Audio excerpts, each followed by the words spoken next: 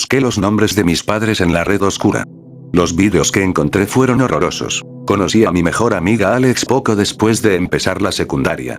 Mis padres y yo nos habíamos mudado a una nueva ciudad y yo no tenía amigos. Al principio me sentí sola, pero me acostumbré. Nos mudamos porque estaban paranoicos después de que ocurrieran muchos asesinatos en nuestra ciudad. Pensé que era extraño mudarnos al otro lado del país por eso, pero lo dejé pasar. La razón por la que Alex y yo nos hicimos amigos tan rápido fue porque ambos compartíamos un interés en internet y todo lo que tenía para ofrecer. Yo era un adicto a los juegos, mientras que él era más un programador y desarrollador. 2 años después, seguíamos siendo mejores amigos. Pero ahora éramos mucho mayores y más inteligentes. Alex había descubierto la red oscura y estaba obsesionado con ella. Pasaba prácticamente todas las horas del día en ella buscando en todo lo que pudieras imaginar. No había nada malo en eso, pero una búsqueda que cometió fue el mayor error de toda su vida. Recuerdo que una mañana me desperté y recibía decenas de mensajes de texto suyos. No era normal. Alex no era una persona muy sociable y me costaba mucho sacarle palabras. Abrí mi teléfono para ver qué me había enviado. Amigo Jack, tienes que venir ahora mismo, esto es importante. Jack, por favor despierta, esto es urgente, ¿dónde estás? Estos fueron solo algunos de los mensajes, pero el resto eran muy similares, todos eran urgentes y me decían que tenía que ir a su casa de inmediato. Mis padres todavía estaban trabajando, así que fui a la casa de Alex. Cuando llegué, había 4 coches de policía aparcados delante de su casa y había docenas de personas y furgonetas de prensa aparcadas delante. Me abrí paso entre la multitud y la madre de Alex le dijo a la policía que me dejara entrar. Pude ver lágrimas rodando por sus mejillas cuando abrió la puerta. ¿Qué pasa, señora González? Pregunté. Alex ha desaparecido. Dijo mientras comenzaba a llorar. Se me cayó el alma a los pies. ¿Cómo podía pasar esto? Me había enviado un mensaje de texto esa misma mañana. Fue entonces cuando me di cuenta. ¿Y si estaba intentando advertirme? ¿Y si sus mensajes de texto estaban relacionados con su desaparición? Todavía en estado de shock, me acerqué a uno de los detectives en la cocina. ¿Alex estará bien? Pregunté. Claro que sí, va a estar bien. Lo encontraremos muy pronto, respondió uno de los detectives. Había algo extraño en esa respuesta. Era como si supiera que estaba equivocado. En el fondo, tenía la ligera sensación de que no lo volvería a ver nunca más. Sin embargo, recorrí los mensajes de texto y saqué mi teléfono para mostrárselo al detective. Me envió un mensaje de texto esta mañana. ¿Y si esto tiene algo que ver con su desaparición? Dije rápidamente. Cuando empezó a leerlos, su expresión cambió rápidamente. Parecía que la cosa había empeorado. Me dijo que necesitaban quedarse con mi teléfono por ahora para investigar los mensajes de texto y que me lo devolverían más tarde. Me quedé en casa un rato, no solo porque extrañaba a Alex, sino porque quería consolar a sus padres. Ellos se preocupaban mucho por mí y me dolía verlos así. Su madre no podía dejar de llorar. Sin embargo, finalmente entré en la habitación de Alex para ver si podía encontrar algo que pudiera darme una pista sobre por qué había desaparecido. Busqué por todos lados, pero no encontré nada, pero entonces noté algo. La computadora de Alex estaba encendida, pero su monitor estaba apagado. Busqué el botón para encenderlo y lo presioné. Cuando la pantalla se iluminó, mi corazón se hundió. Estaba en la red oscura. Obviamente, esto era normal, pero por alguna razón, tenía docenas de pestañas diferentes abiertas. Sabía que esta parte no era normal, así que cerré la puerta y la bloqueé, y comencé a revisarlas. Al principio todo le parecía bastante normal, pero luego las cosas empezaron a ponerse raras. Tenía abierta una pestaña que contenía un artículo sobre un asesinato que había ocurrido varios años atrás. El artículo decía que se trataba de una mujer que había sido encontrada muerta en su apartamento. Su cuerpo estaba mutilado, cortado y cubierto de ácido. Casi vomité al leerlo y ver las horribles imágenes de la escena del crimen. Como no quería ver nada más, cambié de pestaña, solo para revelar otro artículo sobre otro asesinato. Confundido, revisé rápidamente el resto de las pestañas que tenía abiertas y todas eran lo mismo. Todas eran sobre algún tipo de asesinato o crimen. Sin embargo, la que más me llamó la atención era una sobre un asesinato que había sucedido hace 2 años. Al principio parecía bastante normal, pero a medida que leía más, me di cuenta de lo que era. Se trataba del asesinato de nuestro vecino que nos impulsó a mudarnos. La confusión rápidamente me invadió. ¿Cómo sabía Alex sobre esto? Nunca se lo dije, porque para mí, no era tan importante. Pensé que debía haber sido solo una extraña coincidencia, pero luego vi la última búsqueda que había hecho en su computadora. Era mi apellido. Horrorizado y confundido, salí rápidamente de su habitación y regresé a la sala de estar. ¿Está todo bien?, dijo la madre de Alex, mientras se secaba las lágrimas. Sí, solo necesito ir a casa a cenar, respondí. De camino a casa, me asaltaron muchas preguntas y pensamientos. ¿Por qué estaba buscando mi apellido? ¿Pensaba que yo tenía algo que ver con esto? Seguramente por eso me estaba enviando mensajes de texto tan frenéticamente esa mañana. Si tan solo pudiera explicarle que no había hecho nada malo, pero no podía. Él seguía desaparecido y tenía que averiguar por qué. Cuando llegué a casa, corrí a mi habitación, cerré de golpe la puerta y me puse a usar el ordenador. Abrí el navegador Tor y activé la VPN. Sabía lo que tenía que hacer. Empecé a escribir las letras de mi apellido, poniéndome más nervioso con cada letra. Cuando finalmente presioné Enter, no pasó nada. Solo había una pantalla en blanco. Confundido, actualicé la página, pero una vez más, no había nada. ¿Pero por qué Alex buscó esto si no había nada? Pensé. Debe haber algo ahí afuera. Me estaba preparando para cerrar la pestaña, pensando que había llegado a un callejón sin salida, cuando de repente, la página comenzó a cargarse. Tardó varios minutos, pero finalmente se cargó y aparecieron cientos de vídeos. Inmediatamente supe de qué se trataba. Eran asesinatos, pero ¿por qué aparecían cuando buscabas mi apellido? Consideré detenerme allí mismo y darme la vuelta, sabiendo las cosas horribles que vería si continuaba, pero no pude. Sabía que esa tenía que ser la razón por la que Alex había desaparecido, así que hice clic en el primer video. Cuando empezó a reproducirse, vi lo que parecía una mujer atada a una silla en una especie de sótano o algo así. Rápidamente reconocí quién era. Era nuestra vecina de hace 2 años. Me di cuenta porque tenía el mismo tatuaje en forma de corazón en el cuello. Se sentó allí durante un minuto, luchando, entrando en pánico y gritando para que alguien la ayudara. Sin embargo, de repente, 2 figuras entraron en el cuadro. Al principio, no podía decir quiénes eran, pero cuando se dieron la vuelta para mirar a la cámara, mi corazón se hundió. Eran mis padres. Mi padre sostenía un cuchillo, mientras que mi madre sostenía un pequeño bisturí. Se detuvieron por un momento, antes de comenzar lo que fueron los 5 minutos más horribles de toda mi vida. Vi cómo la cortaban en pedazos y escuché mientras suplicaba misericordia, gritando todo el tiempo.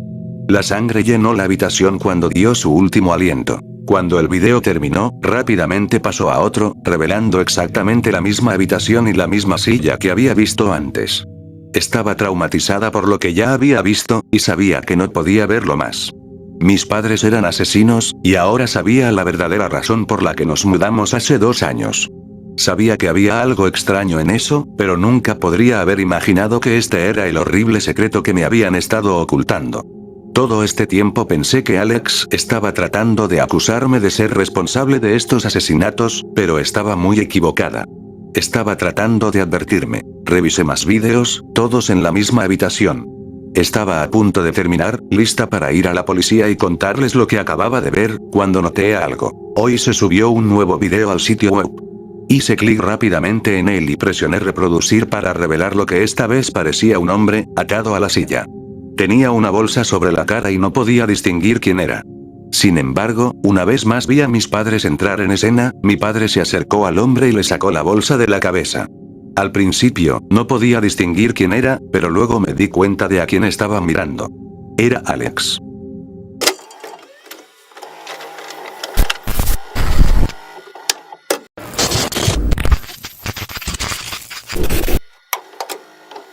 Un sitio web oscuro nos permitió votar si alguien moría o no. Elegí mal. Como soy un tipo que se ha quedado muy atrás en el avance de la tecnología, me desconcertó por completo que solo una pequeña parte de Internet esté disponible a través de una búsqueda en Google. El resto, que representa aproximadamente el 99,9%, está oculto y se necesita un navegador especial para acceder a él. Con la ayuda de un tutorial de YouTube, descargué rápidamente el navegador Tor y continué mi camino para buscar los aspectos ocultos de Internet. No me llevó más de media hora hacer clic en enlaces de cebolla compartidos antes de toparme con algo que sació mi sed de lo horrible para siempre. El sitio web en sí era bastante simple. Solo un fondo negro con un reproductor de video en el centro y un cuadro de chat debajo. A los pocos segundos de ingresar al sitio web, el video se había cargado y comenzó a reproducirse automáticamente. Lo que se mostraba ante mí era un hombre de aspecto flacucho de unos 20 años, atado a una silla y cubierto de heridas. En la esquina superior izquierda del video, un cronómetro funcionaba y contaba cada segundo. 24 minutos y 14 segundos. Por favor, por favor, fue un accidente, lo juro. Gritó. Un hombre corpulento entró en escena con una gran aguja en la mano conectada a una jeringa vacía. Sin decir palabra, introdujo la aguja hasta el fondo en el abdomen de la víctima. Soltó un grito fuerte cuando el hombre sacó la aguja y la volvió a introducir. Después de unas cuantas puñaladas, el hombre agarró un martillo y golpeó a la víctima directamente en la mandíbula, destrozándole la mandíbula y dejándolo incapaz de formar un discurso coherente. Dejó escapar un gemido ronco antes de desmayarse.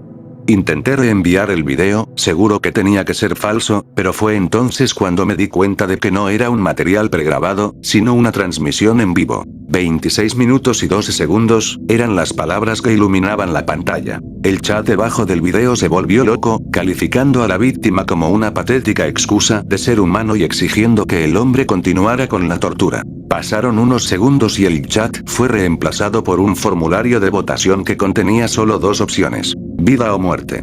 Los votos se contaban rápidamente y la barra de la pena de muerte subía rápidamente. Hasta donde podía soportar, no participaría en un asesinato activo, así que voté rápidamente por la vida. Al final, los resultados se mostraron en la pantalla. De 200 personas, los resultados fueron 95% a favor de la muerte, 4% a favor de la vida, 1% no votó. 10 personas intentaron salvar al pobre niño, pero no fue suficiente. Sin más aviso, el hombre agarró el martillo y comenzó a golpearlo repetidamente, empezando por las piernas y avanzando hacia arriba hasta que lo único que quedó fue un montón de carne rota y ensangrentada. Me quedé sin palabras, mirando impotente la pantalla cuando noté que la luz de mi cámara se había encendido. El reproductor de video desapareció y en su lugar aparecieron 10 recuadros más pequeños, todos mostrando personas de varios lugares del mundo, todos siendo filmados sin saberlo por sus propias cámaras web. Para mi absoluto horror, uno de los recuadros mostraba mi dormitorio y a mí con una expresión de terror. Rápidamente me condené a creer que esas eran las personas que votaron para salvar al pobre niño. ¿Quién será el próximo?, decía un mensaje mientras un cronómetro contaba hacia 0. Unas cuantas cajas se volvieron negras, a lo que el chat respondió con risas, un intento desesperado de escapar. 3, 2, 1. 9 de las 10 imágenes desaparecieron de la pantalla, incluida la mía, dejando la pantalla ocupada por un hombre asiático de mediana edad, congelado por el miedo. Nos vemos pronto. Buena suerte. Dejé escapar un suspiro de alivio y pánico a la vez. Había escapado ileso, pero no todos tenían tanta suerte. Por supuesto, llamé a la policía, pero cuando pudieron investigar, el enlace ya había caducado hacía tiempo.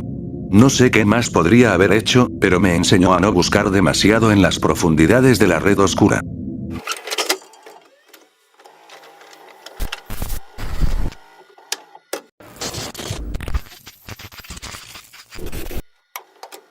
Hay artículos en Wikipedia sobre la Dark Web.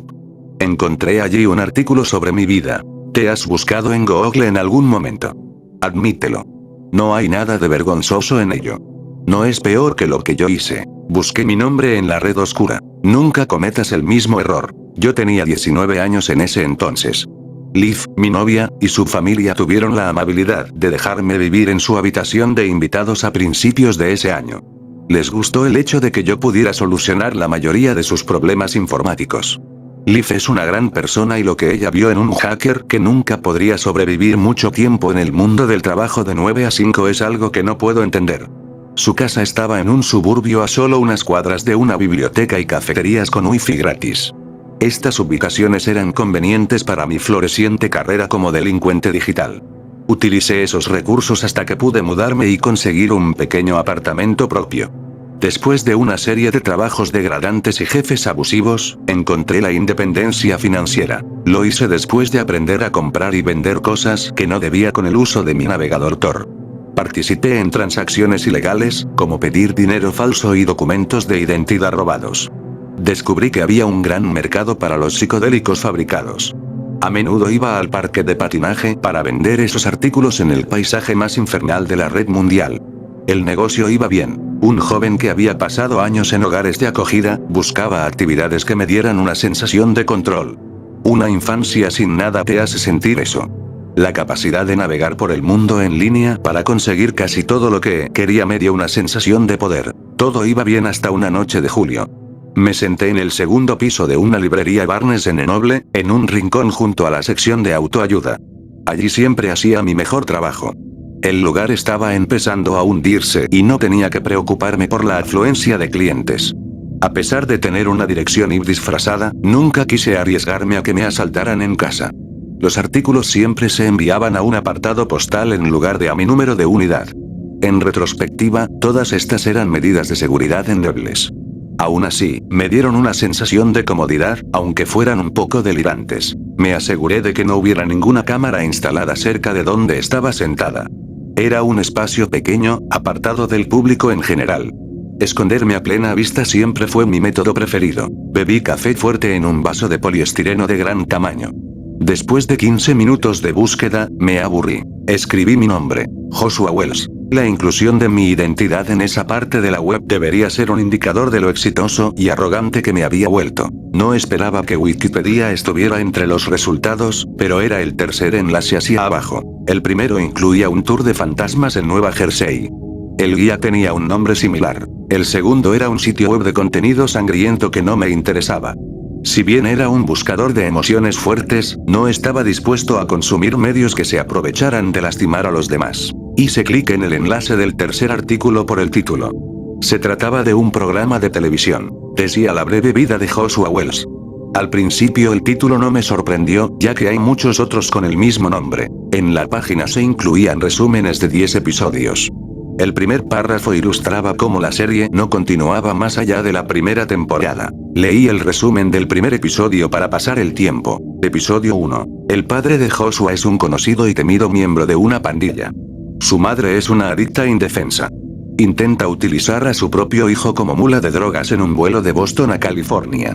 Tiene la esperanza de obtener ganancias vendiendo narcóticos a una importante organización criminal al aterrizar. Las autoridades los interceptan. Su hijo va con la CPS. Va a un puerto seguro para niños. La sinopsis me pareció muy familiar. No se mencionó quién escribió o dirigió el programa, pero sí se indicó la fecha de emisión. El mes y el año que figuraban coincidían con la época en que me habían sucedido circunstancias idénticas. El nombre del centro al que fui incluso se llamaba Safe Harbor. Yo era demasiado joven para recordar mucho, pero los hechos eran precisos. Tragué saliva y traté de restarle importancia como si fuera una coincidencia inusual. Leí el resumen del segundo episodio. Episodio 2. Seguimos a Joshua en su 15º cumpleaños. Va a un centro de detención juvenil por primera vez después de atacar a un maestro arrojándole un escritorio. Aunque no lo logró, el instructor aún presenta cargos porque no le agradaba mucho el estudiante. Se hace amigo de un alborotador en el interior llamado Ian. Escapan, pero no antes de que se produzca una pelea masiva con los otros adolescentes dentro de la instalación. Termina con los dos capturados. Sentí que se me erizaban los pelos de los brazos. Me asombraba lo parecidos que eran los acontecimientos a mis propias experiencias. Me invadió un ligero mareo, pero seguí leyendo el tercero, sin poder evitar que mis ojos se deslizaran por encima. Episodio 3. Joshua es libre. Joshua decide entrar a la fuerza en la casa de clase alta de un anciano después de explorar el lugar durante días. Su objetivo es tomar los numerosos relojes Rolex del cajón superior de la cómoda del anciano. Cuando entra en la casa, Joshua descubre que el propietario no realizó su viaje en crucero de vacaciones como lo había planeado. El hombre estaba dormido en su dormitorio hasta que Joshua despierta a la víctima por accidente. Joshua huye. El dueño de la casa lo persigue afuera, donde el anciano muere de un ataque cardíaco en la calle. Sentí una opresión en el pecho. Todo era cierto, pero nunca había compartido esa historia con nadie antes. Era uno de los recuerdos que más culpa me hacían sentir. Leí los dos siguientes. Episodio 4. Joshua tiene pesadillas en las que el anciano sale de una zanja y lo estrangula hasta matarlo. Se queja de sus terrores nocturnos con uno de sus consejeros, que le recomienda un médico. Termina vendiendo pastillas contra la ansiedad porque no le gusta cómo lo hacen sentir. Una chica a la que invita a salir sufre una sobredosis y va al hospital. Aunque ella sobrevive, él se siente terrible, pero no lo suficiente como para dejar de traficar. toma sus ganancias y se compra una PC. Recibe lecciones sobre cómo violar la privacidad de otras personas de un grupo de ladrones de tarjetas de crédito que conoció en un centro comercial. Episodio 5. Joshua descubre la red oscura. Primero la usa para vender drogas callejeras de bajo precio. Luego lee titulares sobre algunos de sus cómplices que fueron arrestados. Aún sigue participando en actividades ilícitas. Miré la fecha de emisión del episodio 6. Era el período de 24 horas que me tocaba vivir. Episodio 6. Joshua entra en una librería para robarle su internet y tratar de ganar algo de dinero. No se da cuenta de que hay un hombre con la cabeza rapada y una camiseta de karate debajo de él examinando el pasillo de ciencia ficción. El extraño es en realidad un agente encubierto del FBI. El empleado del gobierno tiene un micrófono y una cámara debajo de su camisa. Está investigando al perpetrador, aunque aún no ha identificado a quien está buscando.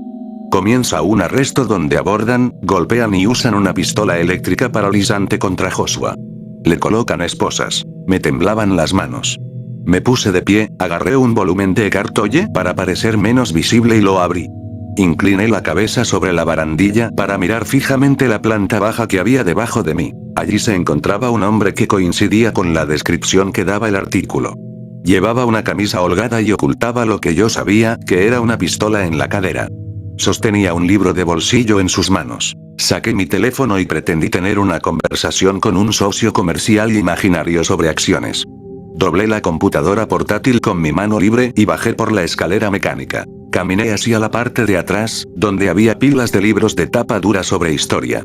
Encontré una puerta sin seguro y entré. Estaba en el almacén.